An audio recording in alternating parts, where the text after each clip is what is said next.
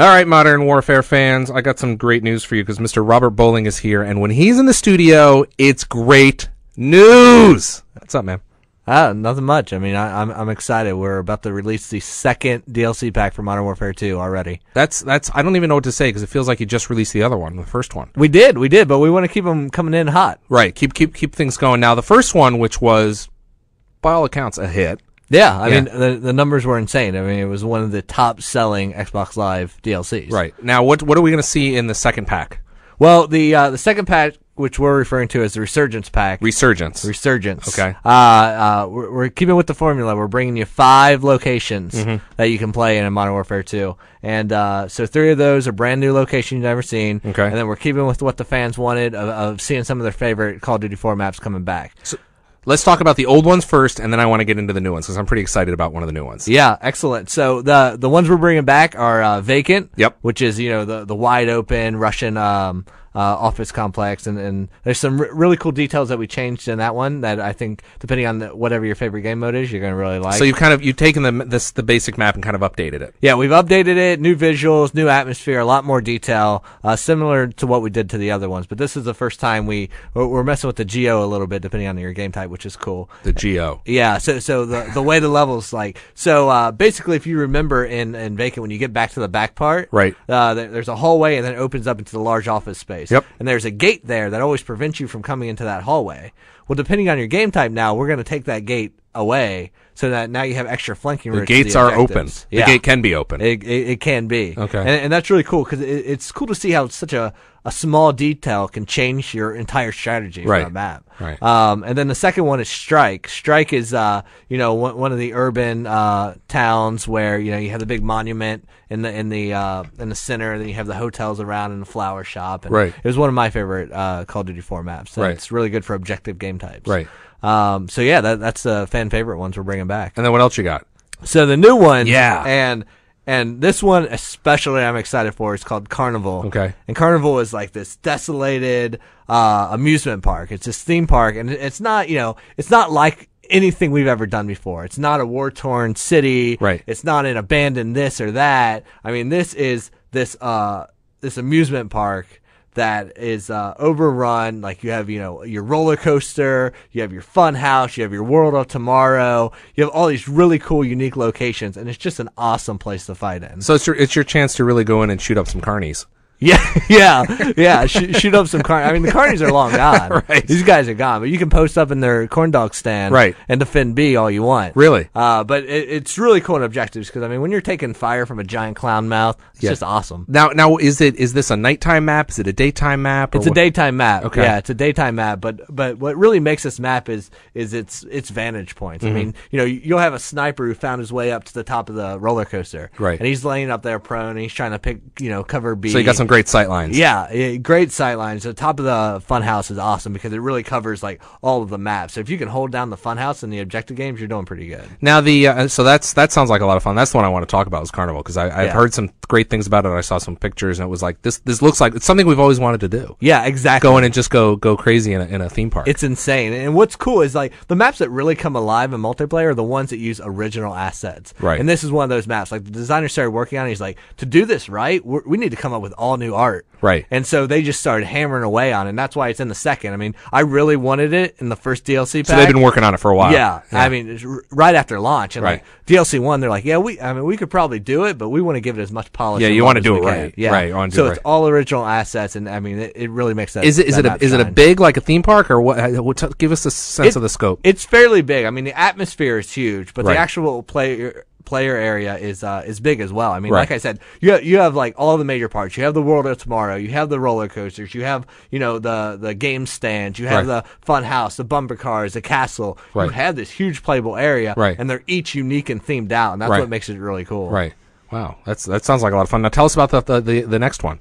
The next one is Trailer Park, and Trailer Park's completely different. So this is like super tight, corridors. I mean, you have these trailer parks like super condensed all over. It's a maze to get through there. I mean, you can cut through the abandoned trailers. You can cut around the routes or the community area. You know, there's a pool area. There's a barbecue set with a picnic table and beer cans all over the place. I mean, this is a good old American trailer park. Yeah, let's talk about that for a second, because trailer parks, I mean, I assume it's not like a camping trailer park. This is like what we see on the side of the road that some... they're manufactured housing, I think is what the proper term is. Yeah, they're mobile estates. Mobile estates, right. Yeah, and this mobile estate, I mean, it's cool. And it actually, like, in context of the game, it's actually like the living quarters for the people who run the boneyard. So if you remember the boneyard level from the single player. Are we going to see the boneyard in the distance? You'll see it in the background. Okay. But that's not, you know, you're playing in this living quarters for that. Right. So they have all these like makeshift trailers that they live in. And it's just a cool map for objectives because like it's a maze. It's just tight quarters. When you see that HQ pop up, you're trying to figure out the best path. Do I want to cut through the tight knit corners where I could easily be pinned down? Right. You know, so there's obvious choke points. Right.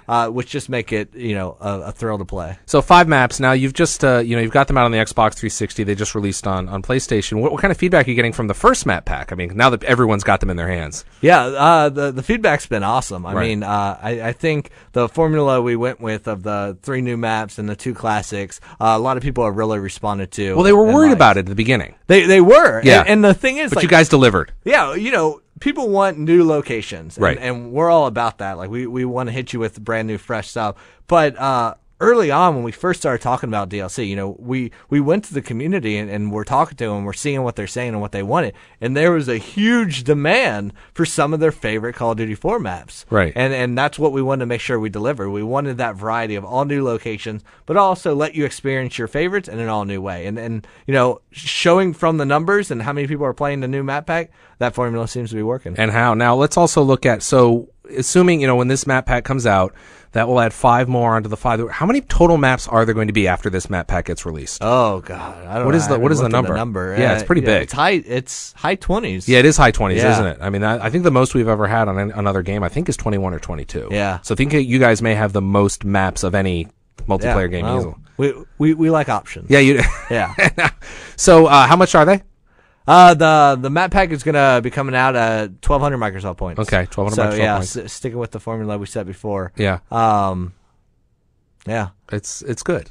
Yeah, it's good. I mean, but you know, we still need to talk about the 5th map pack. Yeah. Oh yeah. Let's go on with that. Let's go ahead. Yeah. So the 5th map in the Resurgence pack is Fuel. And Fuel is completely unique from the other ones in the map pack because this is another sniper haven. Okay. So we always like to, you know, gear at least one map towards a certain game type. You know, Trailer Park's all about the tight corridors. It's your run and gun type of guy. It's your HQ player. And Fuel is different. You know, it's wide open space. I mean, and I used to always talk about Overgrown being one of our biggest maps. Right. Fuel is really competing for that title. Does Fuel have the same up and downs like Overgrown did?